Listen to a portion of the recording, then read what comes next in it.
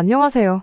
버티고 버티면 좋은 날이 찾아오겠다 생각했는데 결국 이혼을 하게 되었습니다. 시어머니고 아주버님이고 남편이고 전부 다 문제긴 했지만 결과적으로는 제 잘못이 제일 크다는 생각이 드네요. 하지만 그게 이혼에 있어서 유책 배우자가 저라는 이야기는 절대 아닙니다. 결혼하기 전부터 시어머니가 엄청 유난스러운 사람이라는 건 진작에 알고 있었어요. 결혼 허락을 받으러 처음 인사를 드리러 갔을 때부터 시작되었고 결혼하고 나서도 시어머니하고는 절대 잘 지낼 수 없다는 확신까지 있었거든요. 똥이 무서워서 피하는 게 아니라 더러워서 피한다는 말처럼 애초에 처음부터 시자질에 맞설 생각을 하는 게 아니라 결혼부터 다시 생각했어야 했는데 그러지 못했다는 게 정말 아쉬울 따름이네요. 저희 친정어머니께서 친할머니한테 엄청 당하면서 살아오셨어요. 저희 할머니가 소위들 말하는 시자 10월드의 전형적인 표본이라고 해도 과언이 아닐 만큼 유난스러운 분이셨거든요. 그 영향 때문인가 저는 다른 것보다 저희 어머니처럼 당하고만 살지는 말아야겠다는 생각을 평소부터 가지고 있었습니다. 무조건 당해주는 게 아니라 똑같이 맞서 싸운다면 시어머니도 분명 저를 어렵게 알고 더는 허튼 짓을 하지 않을 거라 생각했던 게 저의 불찰이었어요. 가장 좋은 방법은 맞서 싸우는 게 아니라 애초에 처음부터 결혼 자체를 안 했어야 했다는 걸 비로소 이혼을 하고 나서야 깨달았다는 게 정말 아쉬울 따름이네요. 남편이 어느 정도 중간 역할을 해주기만 한다면 좋았겠지만 그래주지 못했어요. 제 경험상 시어머니가 평범한 시어머니가 아니고 10월드 시자 시어머니라면 높은 확률로 남편이 중간 역할을 제대로 못해주는 것 같더라고요. 남편이 그랬듯이 저희 아버지도 어머니와 할머니 사이에서 중간 역할을 제대로 못해주셨죠. 결혼 전부터 보여준 남편의 미온적인 태도만 봐도 저희 아버지가 그랬던 것과 별반 다를 바 없는데 왜 그걸 놓치고 저 혼자 시어머니랑 기싸움에서 이기면 되는 거 아니겠나 생각했는지 참 후회가 되네요. 아무튼 처음 시댁에 인사를 드리러 갔을 때부터 시어머니가 보통 사람이 아니라는 건 대번에 알 수 있었습니다. 남편 위로 나이차가 5살이 나는 형이 한 명 있어요. 시어머니가 시자질을 시작하게 된 것도 따지고 보면 아주버님 때문에 그랬던 게 컸습니다. 시댁이 장남을 최고로 여기는 그런 집구석이었거든요. 둘째인 남편도 형인 아주버님한테 양보하는 게 당연하다고 생각하는 사람이었고요. 시어머니는 남편이 저러니 며느리인 저 또한 아주버님한테 당연하게 양보를 해야 한다고 생각을 했는가 봐요. 아무튼 처음 인사를 드리러 간 날부터 아주버님에 대한 시어머니의 사랑이 정말 대단하구나 싶었습니다. 제가 둘째 아들인 남편과 결혼 허락을 위해 찾아간 자리였는데도 불구하고 하루엔 종일 아주버님에 대한 이야기 말고는 꺼내질 않으셨거든요. 그나마도 남편에 대한 이야기는 전부 첫째인 아주버님과 남편을 비교하는 이야기를 할 때뿐이었어요. 공부를 해도 운동을 해도 그 어떤 걸 해도 남편은 장남인 아주버님 하던 것에 발끝도 따라가지 못했다는 이야기만 계속해서 꺼냈습니다. 첫째가 좋은 유전자를 다 가지고 태어나서 둘째가 아무 재주도 없었다. 뭐 그런 이야기를 하고 싶었던 것 같아요. 내가 지금 누구랑 결혼하겠다고 결혼 허락을 받으러 왔는지 싶을 정도로 듣고 있는 게 다 민망할 만큼 대화의 화제가 아주버님 이야기밖에 없었습니다. 심지어 상에 차려주셨던 음식 또한 아주버님 입맛을 고려해서 차려내신 거였지요. 남편이 좋아하는 음식은 하나도 없었습니다. 그날 자리에 아주버님은 같이 있을 필요도 없었는데 시어머니가 억지로 불러내서 자리 하나 차지해서 버티고 앉아 있었지요. 그 와중에도 어머님은 저희랑 이야기하는 건 뒷전이고 아주버님 밥 먹는데 팔이 안 닿을까봐 멀리 있는 반찬들 집어주면서 밥그릇 위에 올려주고 계셨죠. 이것도 먹어봐라, 저것도 먹어봐라. 거의 수발을 들고 있다고 해도 무방할 만큼 아주버님 챙기는데 여념이 없었습니다. 이미 정이 떨어질 만큼 떨어져서 이혼해버린 마당에 이런 이야기를 꺼내는 게 맞는가 싶지만 그래도 객관적으로 봤을 때 남편이 아주버님보다 못한 게 하나도 없었거든요. 직업이면 직업, 벌이면 벌이. 외모 또한 남편이 아주버님에 비해 떨어지는 게 하나도 없었어요. 왕년에야 아주버님이 남편보다 모든 걸 다 잘했다지만 과거에 사는 것도 아닌데 지금이 중요하지 옛날에 뭘 얼마나 잘했던 게 중요한 게 아니잖아요. 의미도 없는 비교질에 내가 여기 뭐하러 온 건가 싶고 그게 멈추지 않고 계속되니 내 남편 될 사람을 모질이처럼 말하고 있는 시어머니가 그렇게 꼴불견일 수가 없었습니다. 그래서 듣다 못해 제가 한마디를 했죠. 제가 볼 때도 아주버님이 어디 가서 그렇게 빠지는 사람이 아닌 것 같은데 왜 아직도 장가도 못 가고 독립도 못해서 어머님 밑에서 살고 있는지 모르겠다고요. 동생은 이렇게 결혼할 사람 데리고 와서 집에 인사도 시키고 그러는데 아주버님은 뭐가 문제라서 모자란 동생도 해내는 걸 못해가지고 이러고 계시는지 참 궁금하다고 엄청 빈정거리면서 한마디 했습니다. 아무리 눈치가 없는 사람일지라도 제가 무슨 애도로 저런 말을 했는지 대번에 그 이유를 알아차릴 만큼 노골적으로 빈정거렸다 보니 아주버님 표정만 봐도 기분이 많이 상했다는 걸 알 수 있었어요. 어머님은 아주버님 반찬 챙겨준다고 내 말을 못 들은 건지 아주버님 기분 살피느라 대답을 피하는 듯 보였는데, 아주버님은 저 때문에 자리가 불편해졌는지 혼자서 깨작거리기만 하다가 배불러서 그만 먹어야겠다 말하더니 귀한 몸을 이끌고 혼자 방으로 들어가더라고요. 이제 당사자도 없으니 쓸데없이 아주버님 자랑은 그만 듣겠구나 싶었는데, 그 와중에 시어머니가 아주버님 좋아하는 반찬들은 남겨놓아야 한다며 한참 저희 밥 먹고 있는데도 메인 반찬이라고 할 수 있는 것들부터 치워대기 바빴습니다. 막상 아주버님 먹인다는 음식들을 빼고 나니까 집에서 대충 밥 먹을 때 차려놓은 밥상 마냥 풀떼기에 마른 반찬밖에 남아있질 않았어요. 어차피 어머님 반찬 솜씨 평가하겠다고 갔던 자리가 아니고 음식도 제 입맛에는 그다지 맞지 않았으니 반찬 몇 개 치워버린 게 대수는 아니었습니다. 그렇게 식사가 끝났는데 아주버님이 자리에 없는데도 불구하고 시어머니는 장남자랑에 여념이 없었어요. 지금은 살이 조금 쪄서 그렇지 어릴 때는 연예인 누구랑 판박이었네 하면서 동네에 아주버님 좋다고 쫓아다니던 여자들이 한두 명이 아니었다고 하질 않나? 공부도 곧잘 했어서 선생님들한테 칭찬도 자자했다질 않나? 알고 싶지도 않았고 알 필요도 없는 이야기만 계속해서 늘어놓기 시작했어요. 관심도 없는 아주버님 이야기에 맞장구를 쳐주는 것부터가 고역이었죠. 그때 당시가 아무래도 제가 남편과는 가장 사이가 좋을 때였다 보니 더더욱이 남편은 눈길도 안 주고 아주버님만 우쭈쭈 해주고 있는 시어머니한테 그렇게 기분이 나쁠 수가 없었어요.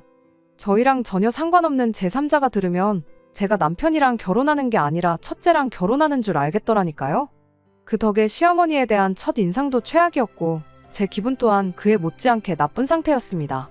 집에 돌아오는 길에 남편도 제가 심기가 불편했다는 걸 눈치챈 건지 별다른 말 없이 먼 산만 보면서 제 눈치만 살살 볼 뿐이었습니다. 그런데 또 눈치나 보고 있는 남편 꼴을 보니 그것도 부하가 치밀더군요. 차라리 뭐 시시껄렁한 농담이라도 한마디 하던가 해서 분위기 좀 바꿔줬으면 좋겠는데 그런 주변머리도 없나 싶었죠. 결국 저희 집 근처까지 도착하고 나서 제가 참다 못해서 먼저 말 한마디 꺼냈습니다. 이게 다 무슨 상황이냐고, 어머님이 혹시 나를 당신이 아니라 당신 아주버님하고 결혼시키려고 저러시는 거냐고 대놓고 비꼬듯 물어봤어요. 남편이 그제서야 해명 아닌 해명을 하더라고요.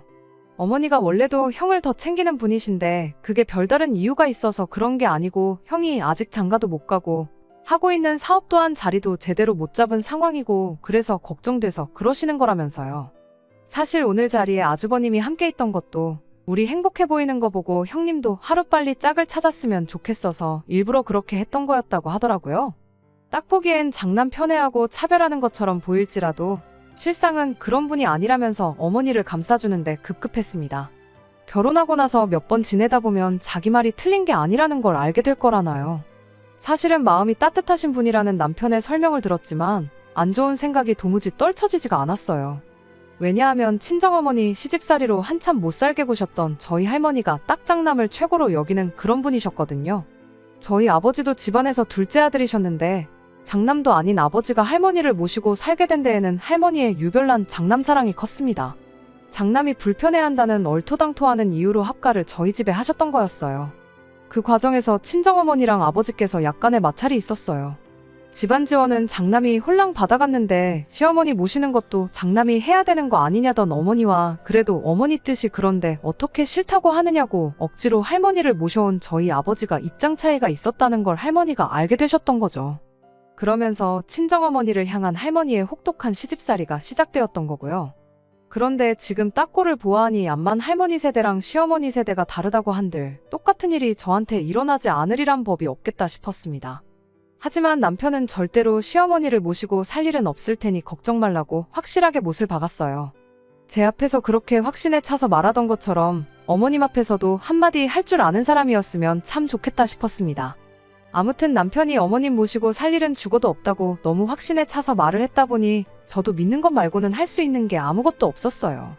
시대가 바뀐 만큼 저희 할머니가 친정어머니한테 하셨던 만큼은 아니겠거니 싶었고 시댁과는 그냥 1년의 명절이나 생신 같은 굵직굵직한 날에만 그렇게 딱 1년에 4-5번 정도만 얼굴 보고 지내면 별 문제 없을 거라고 너무 쉽게 생각했습니다. 아무튼 그렇게 저희는 본격적으로 결혼 준비를 시작하게 되었습니다. 상견례까지 다 끝난 상황이었는데 결혼식 날짜를 잡는데 시댁이랑 저희 집이랑 의견 충돌이 조금 있었어요. 당시 코로나가 한참이던 때라 하객 수가 100명이 넘으면 안 되는 상황이었거든요.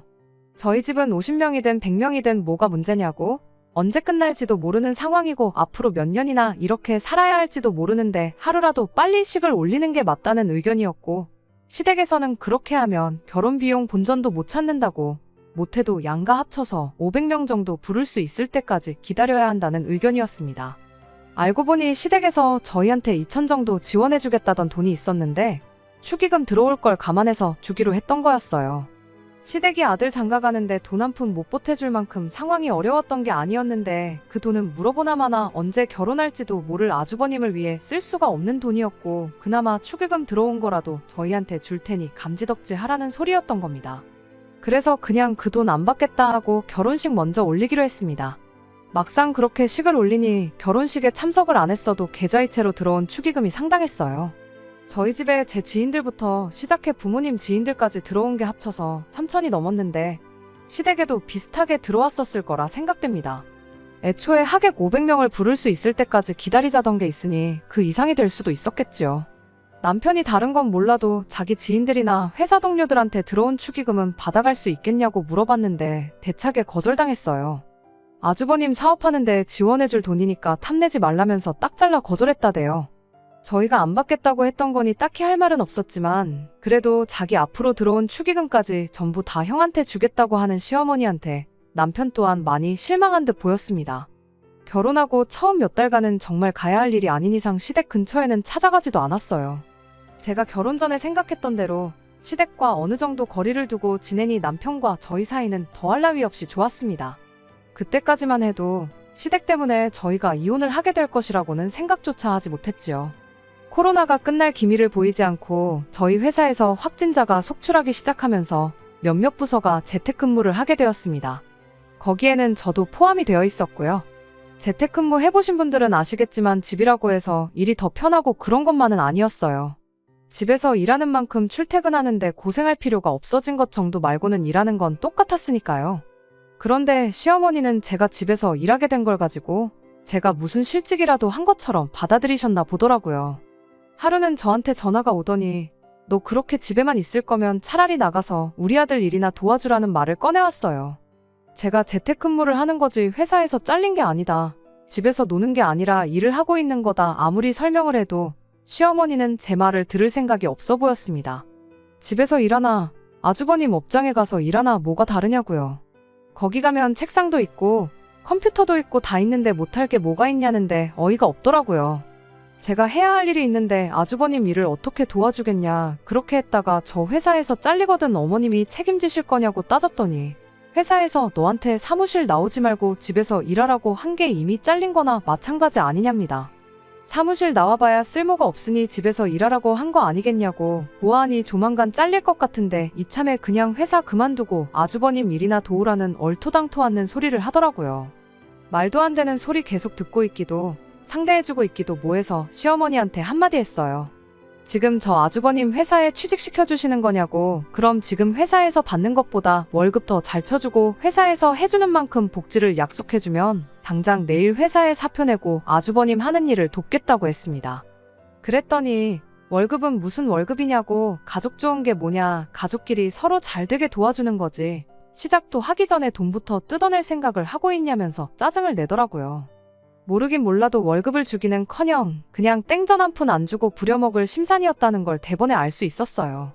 어머님은 가족끼리 서로 잘 되는 걸 바래서 남편 앞으로 들어온 축의금까지 전부 아주버님한테 퍼주신 거냐고. 애초에 가족들이 다 같이 잘 되는 게 아니라 아주버님만 잘 되기를 바라시는 것 같은데 저는 우리가 잘 되는 게 중요하지 아주버님이 잘 되건 말건 신경 안 쓴다고요. 어차피 지금 회사보다 더 쳐주면 아주버님 밑에서 일하겠다고 했던 것도 그냥 했던 소리라고. 지금 제가 받는 것보다 2배, 3배가 넘는 월급을 준다고 해도 아주버님 일을 도울 생각 없으니 자꾸 가서 도와주란 소리 좀 그만하시라고 했습니다. 얼마나 잘난 사업을 하는지는 모르겠는데 줄 능력이 없는 것도 알고 여지껏 자리도 못 잡아서 직원 하나 못 쓰고 아주버님 혼자 하고 있는 것만 봐도 가망이 없어 보인다고. 어머님이 진정 가족이 잘 되기를 바라시는 분이라면 되지도 않는 장남 사업에 둘째 아들 축의금까지 퍼다 주면서 진작에 문 닫을 사업 하루하루 더 연명시켜주는 게 아니라 아주버님 사업 이끌어갈 깜냥 없는 거 인정하시고 더 늦기 전에 어디 취직이라도 시키던지 기술이라도 가르치시라고 했어요. 이제 아주버님도 나이가 있는데 이력서에 적을 경력이라고는 되지도 않는 사업 붙들고 있다가 말아먹은 거 하나밖에 없지 않겠냐고. 어떤 회사에서 그런 사람을 뽑아서 쓰겠냐. 어머님이 사장이면 아주버님 뽑아서 쓰시겠냐 한마디 했더니 시어머니가 개거품을 무는 소리가 전화기 너머로까지 들리더라고요. 물론 며느리 입장에서 시어머니한테 저런 식으로 말을 한 게 잘한 일이라고 할 수는 없지만 말씀드렸다시피 저는 저희 어머니처럼 당하고만 살 생각은 추호도 없었고 따지고 보면 결혼 시작하자마자부터 저희들 돈을 아주버님한테 퍼준 전력이 있는 거나 마찬가지였으니 이번 기회에 시어머니한테 확실하게 저희가 아주버님 사업 관련해서 땡전 한 푼 내줄 생각 없다는 걸 확실하게 알려주고 선을 긋는 게 좋다고 생각했습니다. 어중간하게 좋게 넘어갔다간 이런 식으로 저까지 아주버님한테 퍼주는 게 당연한 사람처럼 되겠구나 싶었거든요. 물론 시어머니도 성격이 보통이 아니니 제 말을 듣고 가만히 계시지는 않았어요. 원래 아주버님 결혼하기 전에는 둘째인 남편 결혼시킬 생각이 없었는데 아주버님이 마음이 착해서 결혼하는 순서를 양보해준 것도 모르고 떠든다며 며느리가 이딴 식으로 나올 줄 알았으면 애초에 결혼을 안 시켜줬을 거라 노발대발 하시더라고요. 결국 시어머니하고는 그날 할 말 못할 말 주거니 받거니 하면서 대판 싸우게 되었습니다. 덕분에 한동안 시댁하고는 그 어떤 연락도 없이 지내게 되었지요. 그래도 그전에는 시댁 행사에 무조건 참여했고 이따금씩 그냥도 찾아뵙고 했었는데 이렇게 관계가 엎어진 게 차라리 잘 되었구나 싶었어요. 남편은 시어머니랑 제가 크게 다퉜다는 이야기를 듣고 누구 편을 들어야 할지 몰라 심란해 보였지만 그때까지만 해도 저는 물론이고 남편을 위해서 좋은 결정을 내렸다는 걸 믿어 의심치 않았습니다. 앞으로 남편이 아주버님을 위해 더 이상 양보를 하게 될 일이 없게 된 거 아니냐 그런 생각이었거든요. 그렇게 한동안 시댁과 연락 없이 지내다가 작년 말에 시댁과 다시 연락을 하는 일이 생기게 되었어요. 남편이 저한테 먼저 이제 가족들과 풀 기회가 온 것 같다는 식으로 말을 꺼내왔거든요. 그간 남편이 저한테는 비밀로 하고 저 모르게 시댁과 긴밀하게 연락을 주고받고 있었나 봐요. 다툰 건 시어머니랑 저였고 남편은 제가 시어머니랑 다투는지도 모르고 있었던 상황이었으니 저한테 비밀로 하고 시댁과 연락을 주고받아왔던 게 기분 나쁘긴 했지만 그걸 무조건 잘못했다고 할 수는 없는 노릇이었습니다. 아무리 그래도 거의 1년 반이 넘는 시간 동안 교류 없이 지냈는데 뜬금없이 시댁과 다시 잘 지낼 수 있게 되었다는 게 무슨 뜻이냐고 물어봤어요. 암만 저 몰래 따로 연락을 주고받았다고 한들 아무런 계기도 없이 갑자기 풀자고 나오는 게 의심스러웠거든요. 솔직한 심정으로는 뭔가 저한테 바라는 게 있거나 다른 꿍꿍이 속이 있겠구나 싶었습니다. 그리고 그런 제 예상은 틀리지 않았어요. 갑자기 연락 없이 지내다가 풀자고 한 데에는 다 이유가 있었던 겁니다. 시어머니가 저희 집까지 찾아와 전해준 소식 자체는 정말 믿기 힘들 만큼 놀라운 소식이었어요. 은근 아주버님 사업이 결국 버티고 버티다 망하게 되었다는 이야기를 기대했는데 그게 아니라 그 아주버님이 결혼할 상대가 생겼다는 이야기였습니다. 그간 1년 반이라는 긴 시간이 흘렀지만 아주버님이 하는 사업이 1년 사이에 제대로 돌아갈 리는 없었습니다. 시어머니랑 투닥거리할 때 했던 말들이 그냥 나온 소리가 아니고 실제로 저희 결혼 이야기 오갈 때부터 한 달 한 달 월세는 어디서 나와서 내고 있나 궁금증이 생길 만큼 아주버님이 사업으로 내는 수입이 전무한 상태나 다름없었거든요. 그리고 그 상황을 반전시킬 만큼 아주버님이 사업 수완이 뛰어나다거나 능력이 있지도 않았어요. 사업이 똑바로 안 굴러가는 스트레스를 먹는 걸로 풀어서 살도 뒤룩뒤룩 쪄서 외모도 볼품없었는데 쥐뿔도 없는 아주버님의 어디 뭐를 보고 결혼을 하기로 결심을 했다는 건지. 얼굴도 못 본 사람이지만 아무리 집신도 짝이 있다는 이야기가 있지만 세상에 그 여자는 전생에 대체 무슨 죄를 지었길래 아주버님과 결혼을 할 생각을 갖게 되었는지 싶었습니다. 이제 장남도 가정을 꾸리고 살게 되었으니 이제 다시 한가족으로 화목하게 잘 지내보자. 뭐 그런 취지로 연락을 다시 해왔던 거라면 제가 묻고 따지고 할 것도 없이 그간 악감정은 잊고 잘 지내보자고 나왔을 텐데 실은 시어머니가 아주버님의 결혼 소식만 전해주러 온 게 아니고 제 예상대로 다른 이유가 있었던 게 문제였어요. 저 혼자 생각하기를 아주버님이 결혼하니까 뭐 축의금 주는 셈 치고 신혼집에 냉장고 온도를 생각했는데 시어머니가 저희한테 원하는 건 그 정도 수준이 아니었습니다. 대뜸 저희한테 꺼낸 소리가 아주버님을 위해 집을 좀 비워줄 수 있냐는 소리였거든요. 생각지도 못한 질문에 제가 혹시 뭘 잘못 들은 건가 싶어서 시어머니한테 한 번 더 물어봤는데 애석하게도 제가 잘못 들은 게 아니라 제대로 들은 거였어요. 그 긴 시간 동안 연락 없이 지내다가 다시 잘 지내보자고 찾아와서 꺼낸다는 소리가 고작 그거냐고. 어머님이나 아주버님이 저희가 집을 장만하는데 땡전 한 푼 보태준 거나 있으시냐, 왜 갑자기 찾아와서 집을 비우라 마라 하시는 거냐 대번에 따져 물었습니다. 시어머니는 저한테 저 급한 성질머리는 여전히 못 고쳤다면서 한국말은 끝까지 들어봐야 하는 거 모르냐 한마디를 하고는 자초지종을 늘어놓기 시작했습니다. 난데없이 집을 비워달라고 하는 이유가 뭔가 했더니 아주버님 결혼하고 직접적인 연관이 있기는 했어요. 그 여자한테 어떤 걸 보여주고 무슨 사탕 빨림을 했길래 넘어갔는지는 모르겠는데 그쪽에선 아주버님을 아주 잘나가는 사업가로 알고 있었나 보더라고요. 아주버님이 말주변도 딱히 없는 사람이라 조금만 이야기 나눠봐도 미천이 다 드러날 텐데 당장 인터넷에 아주버님 회사 이름만 검색해봐도 별 볼 일 없는 회사라는 거 대번에 알 텐데 얼마나 순진한 사람이길래 그걸 곧이곧대로 다 믿어줬나 싶었습니다. 아무튼 아주버님이 잘나가는 사업가인데 막상 엄마 집에 얹혀 산다고 하기가 조금 그랬나 봐요. 그래서 아주버님 명의로 집이 있기는 한데 동생네, 그러니까 저희가 결혼을 자기보다 먼저 하게 되면서 동생을 위해 그 집에 저희들을 살게 도와줬다고 했다는 겁니다. 아주버님이 훗날 결혼하거든 저희는 집을 비워주기로 이야기가 다 되어 있는 상태라고요. 그러니까 일단 나중에라도 그 여자랑 저희가 만나게 된다면 우리가 아주버님 명의 집에 얹혀 살면서 신세 지고 있다는 식으로 입을 맞춰주고 둘이 결혼식을 올리게 되면 한동안 두 사람이 지낼 수 있게 저희 집을 비워달라는 소리였어요. 저희가 장만해놓은 가정가구 같은 살림살이들도 다 아주버님 돈으로 산 거고 그 여자한테는 다 준비되어 있으니 몸만 오면 된다는 식으로 말을 했다고 하는 거예요. 얼굴 한번 못 본 그 여자도 문제지만 아주버님이 저희 집을 자기 집이라고 하면서 저희가 피땀 흘려 모은 돈으로 장만한 살림살이들 쓰고 있는 생각을 하니 온몸에 소름이 다 돋더라고요. 어디 그게 가정가구 뿐이겠나요? 당장 내 침대에서 누군지도 모르는 사람이랑 그렇게 싫어하는 아주버님이 누워 잔다는 생각만 해도 구역질이 날 정도였어요. 얼토당토하는 자초지종을 설명하고 있는 시어머니한테 더 들을 것도 없으니 그만 말하셔도 된다고, 집을 비워줄 생각은 추호도 없으니 그렇게 아시라고 딱 잘라 거절을 했습니다. 집을 비워줄 거면 어머님 댁을 비워주시면 되는 거 아니냐고 보아하니 저희랑 다시 잘 지내고 싶어서 연락한 게 아니신 것 같은데 억지로 저희들 비윗장 맞춰가면서 집을 비워달라 하실 필요나 있냐고 되물었죠. 시어머니는 말 끊지 말고 끝까지 들으라면서 당신 집을 비우면 안 되는 이유랍시고 또 얼토당토하는 소리를 꺼내기 시작했어요. 시댁을 비워주자니 시부모님이 갈 곳이 없다는 게 가장 큰 이유였습니다. 같이 한 집에 살고 있는 그림을 보여주자니 그 여자가 장남이라 부모를 모시고 사는구나 부담을 가질 것만 같고 반대로 아주버님한테 집을 넘겨주고 나가서 살자니 시댁에 남은 돈으로 멀끔할 집을 구할 여력이 안 된다는 게 두 번째 이유였습니다. 저희 결혼할 때만 해도 시댁이 형편이 어려운 게 아니었는데 그동안 모아뒀던 노후자금 전부 아주버님 사업에 처발라주느라고 노후자금이 바닥을 보이기 시작했나 보더라고요. 그 돈으로 집을 구해봐야 허름한 반지 하나 단칸방 정도밖에 못 구할 것 같은데 그러면 또 잘나가는 사업가라고 말한 거랑 모순이 되지 않겠냐고. 그리고 시부모가 가난한 걸 알게 되면 결혼 후에 언젠간 모시고 살게 되지는 않을까 하는 부담감이 생기지 않겠냐는 겁니다. 거기에 저희가 결혼한 지 몇 년이나 지난 것도 아니고 가정가구도 그나마 최신 가정가구들을 쓰고 있는데 억지로 시댁을 아주버님 집으로 꾸며준다고 한들 도배장판하고 가정가구 바꿔가며 새로 꾸미는 것보다 비용적인 측면에서 훨씬 경제적이지 않겠냐는 거예요. 그 말을 듣고 있자니 저도 모르게 온몸에 소름이 쫙 돋았어요.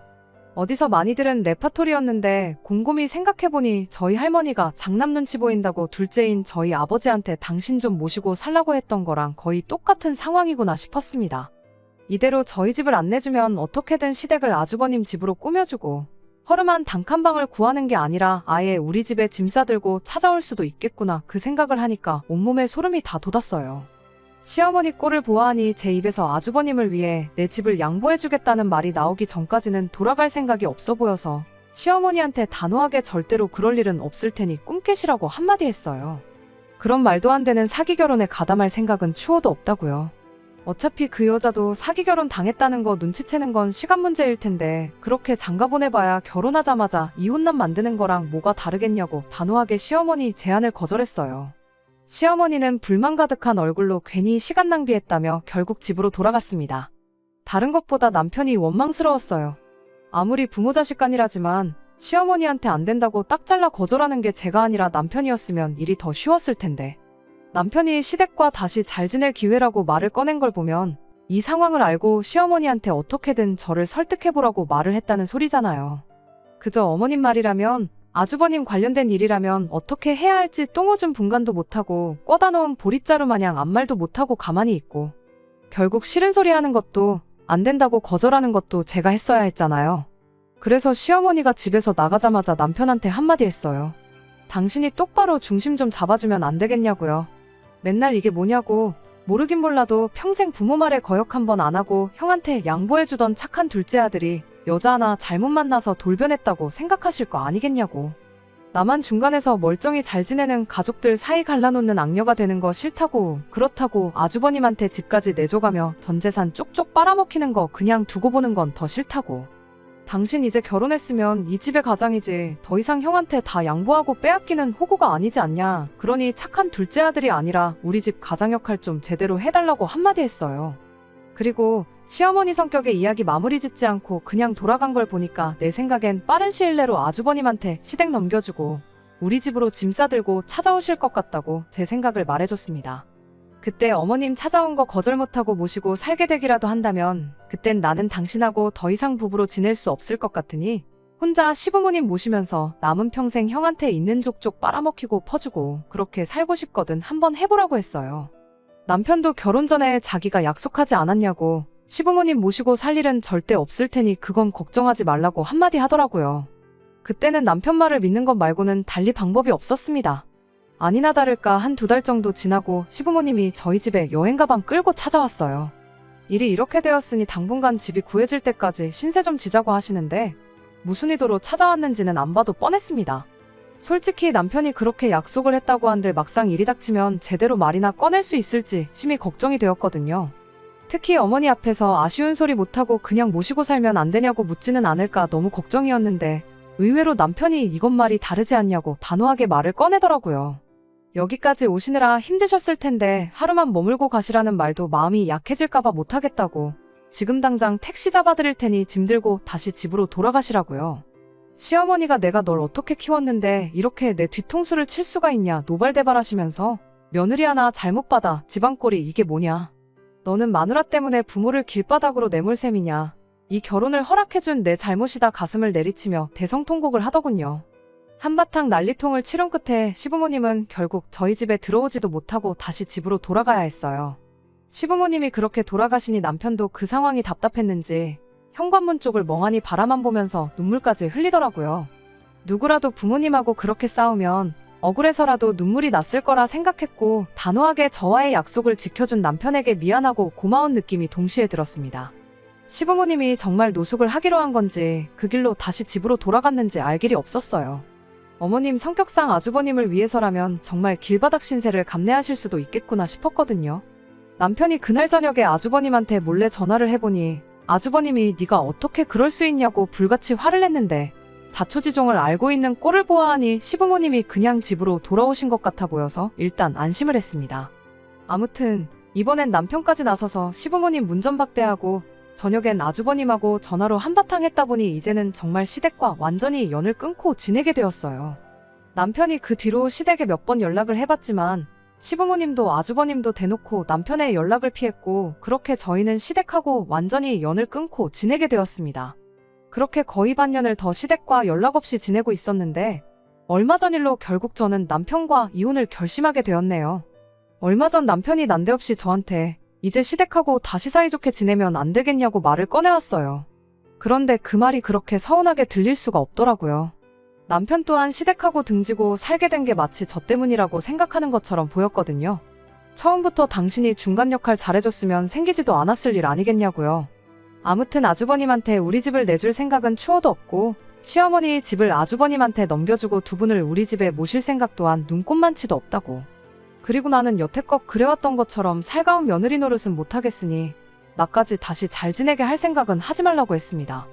그리고 저 것만 지켜준다면 당신이 다시 시부모님과 가깝게 지내든 말든 상관 안 할 테니 알아서 하라고 했어요. 남편은 적당히 듣고 싶은 대답을 들은 건지 알겠다고 대답을 했습니다.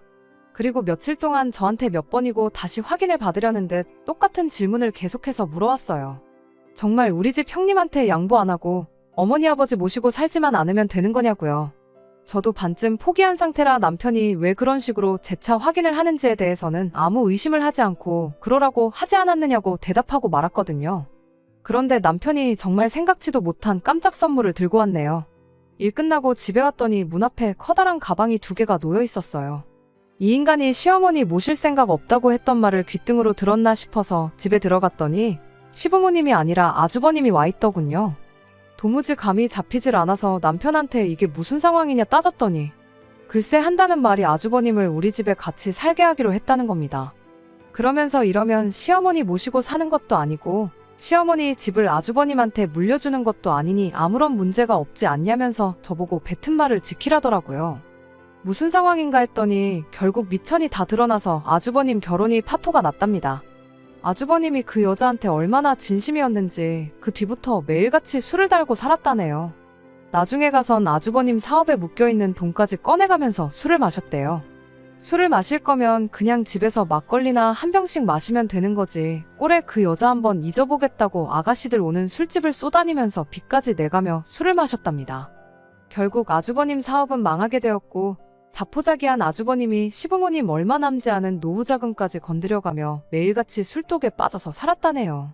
그렇게 귀한 장남이었는데 시부모님도 저런 아주버님이 감당이 안 된 건지 급기야는 아주버님과 더 이상 같이 살 수가 없다고 나왔던 겁니다. 그 과정에서 남편이 저한테 시부모님과 다시 잘 지내자고 설득을 했던 거였고 거기서 제가 시부모님만 안 모시고 살면 문제없다고 한 소리를 가지고 아주버님이 우리 집에 들어와 살기로 하면 제가 아무 말도 안 하고 넘어갈 거라고 생각을 했던 겁니다. 여기까지 버티고 살았으니까 제가 무슨 일이 있어도 자기랑 이혼하지 않을 거라는 확신이라도 있었던 걸까요? 지금 나랑 말장난하자는 것도 아니고 이게 뭐 하는 짓이냐 따졌음에도 남편은 끝까지 가족을 위해서 호구로 살겠다는 그 고집을 꺾지 않았습니다. 이혼 이야기에도 눈 하나 꿈쩍 안 하고 버팅기길래 나까지 호구로 살 생각은 없으니 그렇게 남은 인생 평생 너한테 도움도 안 될 아주버님을 위해 살라말하고 그대로 짐 싸들고 저는 친정으로 향했고요. 현재는 숙녀 기간 중입니다. 다음 주면 이 지긋지긋한 결혼 생활의 종지부를 찍게 되네요. 남편이 스스로 호구의 삶을 살겠다고 자처한 상황이다 보니 소송까지 갈 필요는 없어서 이혼 절차 자체는 수월하게 넘어간 편이었어요.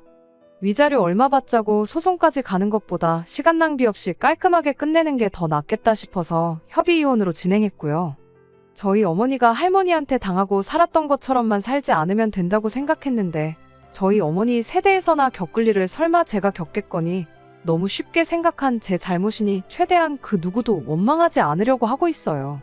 안녕하세요. 시어머니와 아주버님 일로 이혼하게 된 사연을 보냈던 쓰니입니다.